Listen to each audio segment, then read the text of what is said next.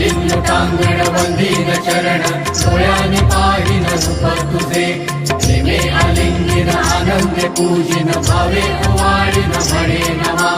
त्वमेव माता च पिता त्वमेव त्वमेव बन्धुश्च सखा त्वमेव त्वमेव विद्या द्रविडं त्वमेव त्वमेव सर्वं मम देव देव कायेन वाचा मनसेन्द्रियैव बुद्ध्यात्मना वा प्रकृति स्वभाव करोमि यद्यत् सकलं परस्मै नारायणायति समर्पयामि अच्युतं केशवं रामनारायणं कृष्णदामोदरं वासुदेवं हरिं श्रीधरं माधवं गोपिकावल्लभं जानकीनायकं रामचन्द्रं भजे हरे राम राम राम हरे हरे हरे कृष्ण